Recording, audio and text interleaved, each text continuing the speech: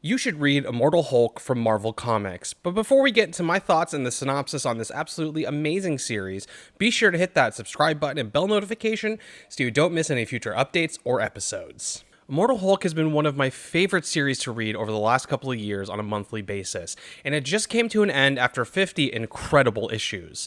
This saga from Al Ewing and Joe Bennett does more than just explore Hulk's place and history within the Marvel Universe, but all of the things that make Hulk Hulk. They explore the psyche and the trauma that has happened to Bruce Banner across his life that make both him, Bruce Banner, and make Hulk by association Hulk. And throughout the entire series, Hulk and Bruce there's a clear line drawn between them, and not just between them, but between the different versions of the Hulk that exist within inside of Bruce Banner's psyche, and their roles, their purpose, and the effects that they have not just on Bruce and on his life, but on the Marvel Universe as a whole are greatly explored throughout this entire run. And the exploration and the depth that we've gotten to some of these alternate versions of Hulk, like the Devil Hulk, the Child, Joe Fixit, we don't typically get that in other Hulk stories, at least not explored to the extent that it was in Immortal Hulk. And we got to see how those characters affected the whole entire universe of Marvel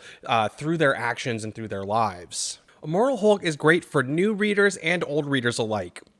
You know, the series takes you throughout essential Hulk story points and characters like Zemju, the leader, the shadow bases, and all of the other Gamma characters like Sasquatch that make up the Marvel Universe and are kind of all tied to Hulk in his own little universe of Gamma creatures and Gamma characters, and, you know, how they have affected each other and their place within the greater Marvel Universe as a whole throughout the years. So it's a really great tribute to all things Hulk, past, present, and, you know, possibly future. And it's a great, like I said, if you are familiar with Hulk, if you're not familiar, if you're just getting into Marvel Comics, this is a really great kind of tour through all of the things that the Hulk has done throughout that time period. So my thoughts on this series, you know, I am a huge Hulk fan. Ever since I was a little kid, I would rent the Bill Bixby, Lou Ferrigno Incredible Hulk movies from Blockbuster whenever I had the opportunity to, and I would watch them over and over. They were some of my favorite movies, and I've loved the Hulk for about as long as I've loved comic books. And whether you're a longtime Hulk fan like myself, or you're new to the character or new to Marvel Comics,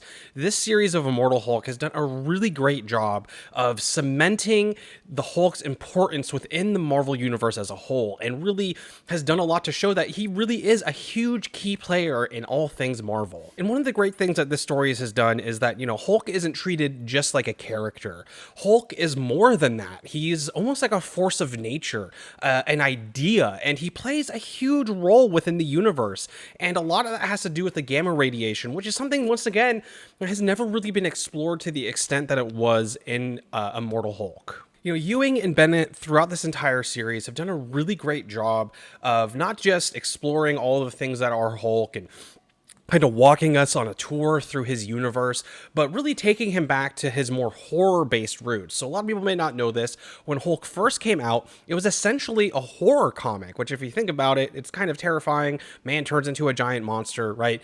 So they really took him back to those horror roots, especially in some of the earlier issues. You really get to dive into that. And it is kind of a running thing throughout the whole story. You know, the lone wanderer, kind of the horror basis of it, and everything that is really essential to like classic Hulk stories. And, you know, they really did a great job of kind of separating Hulk from the greater Marvel Universe. You know, he is an immortal being who literally just won't die, but cannot die. He constantly, you know, he's Immortal Hulk. You know, even Thor can die and will die eventually, but the Hulk is Hulk, and he will be forever. And by using that kind of idea and really just drawing it out in a really big way, Ewing and Bennett separated Hulk from the majority of the Marvel Universe and kind of explored different things that could happen to him across time, and things that have happened to him, and, you know, the greater effects that he has on everything just by simply being the Hulk, which is awesome because, you know, especially if you're an MCU fan, you may not realize it, but the Hulk is an incredibly important character in the comic books and plays a big part in a lot of stories.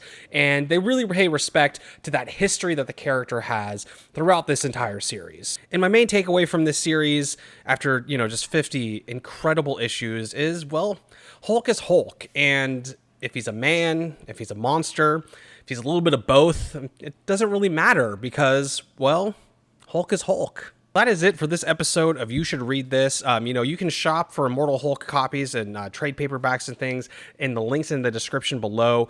In the comments, let me know, have you read Immortal Hulk? Are you planning on reading it? I would really love to talk to you about it. And like I said, be sure to hit that subscribe button and bell notification so you don't miss any future updates or episodes. And I'll see you later.